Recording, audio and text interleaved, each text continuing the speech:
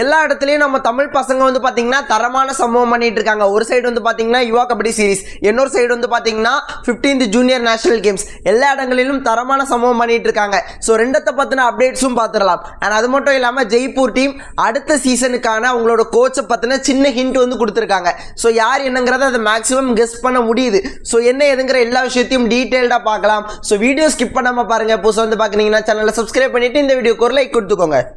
And first அப்டேட்டா யுவா கபடி சீரிஸ்லேருந்தே start பண்ணிடலாம். ஸோ யுவா கபடி சீரிஸ் நீங்கள் கண்டினியூஸாக ஃபாலோ பண்ணுறீங்கன்னா உங்களுக்கு கண்டிப்பாக தெரிஞ்சிருக்கும். ஸோ நேற்று வீடியோவில் கூட மென்ஷன் பண்ணியிருந்தோம். இன்னைக்கு தமிழ்நாட்டோட பழனி டஸ்கர்ஸ் டீமும் ஹரியானாவோட சோனிபட் டீமும் யுவா கபடி சீரிஸோட டிவிஷன் 1 கிராண்ட் ஃபினாலில் வந்து மோதிக்கிறாங்க. ஓகேங்களா?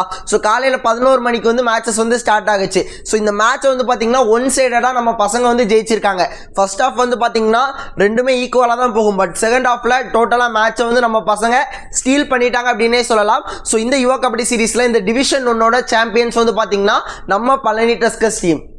ஆனா அது மட்டும் இல்லாம இந்த யுவா கபடி சீரிஸோட 11th எடிஷனோட கிராண்ட் ஃபினாலேக்கு இப்போதைக்கு நம்ம பழனி டஸ்கர்ஸ் டீம் வந்து மூவ் ஆயிருக்காங்க. ஓகேங்களா? இது வரைக்கும் 3 ஃபினாலே வந்து பிளே பண்ணியிருக்காங்க. யுவா கபடி சீரிஸ்ல 2 வாட்டி ஜெயிச்சிருக்காங்க, 1 வாட்டி தோத்துருக்காங்க.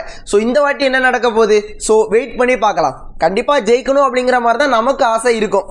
ஆனால் அடுத்த update 15th junior national games பக்கம் போயிடலாம். ஸோ லீக் மேட்சஸ் எல்லாமே முடிஞ்சு போச்சு. பாய்ஸ் டீம் வந்து பார்த்தீங்கன்னா கோவா டீம்கிட்ட மட்டும் தோத்துருக்காங்க.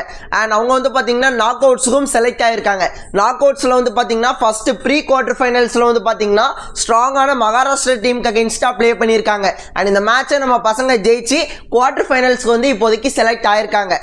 ஆனால் அதன் தொடர்ச்சியாக கேர்ள்ஸ் டீம் வந்து பார்த்தீங்கன்னா ஸோ எல்லா மேட்சஸும் ஜெயிச்சு ப்ரீ குவார்டர் ஃபைனல்ஸ் வந்து போயிருக்காங்க. ப்ரீ குவார்டர் ஃபைனல்ஸில் சண்டிகர் டீமை தோக்கடிச்சிருக்காங்க. இப்போதைக்கு அவங்களும் குவார்டர் ஃபைனல்ஸ்குள்ளே என்ட்ரு ஆகிறாங்க.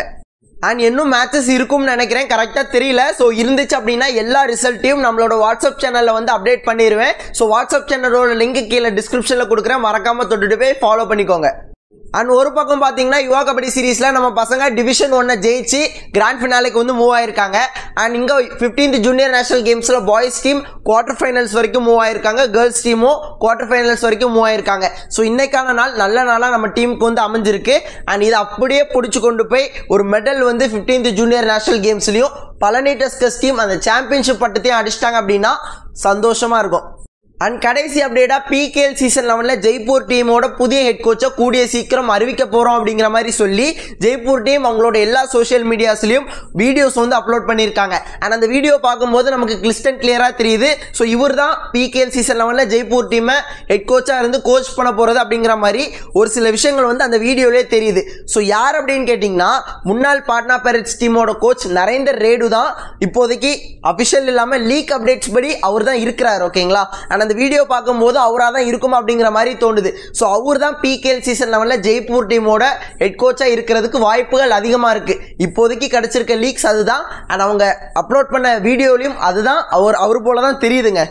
அண்ட் நரேந்தர் ரேடு தான் கோச் அப்படின்னா அது ஒரு நல்ல டிசிஷன் மாதிரி தான் எனக்கு தெரியுது. ஸோ அவ்வளோதான் நண்பா வீடியோ. ஸோ இவ்வளோ நேரம் வீடியோ ஸ்கிப் பண்ணாம பார்த்தா எல்லாருக்குமே நன்றி. இதே போல நல்ல வீடியோவில் நாளைக்கு பார்க்குறேன். அது வரைக்கும் டாட்டா, பை பை, see you நண்பா.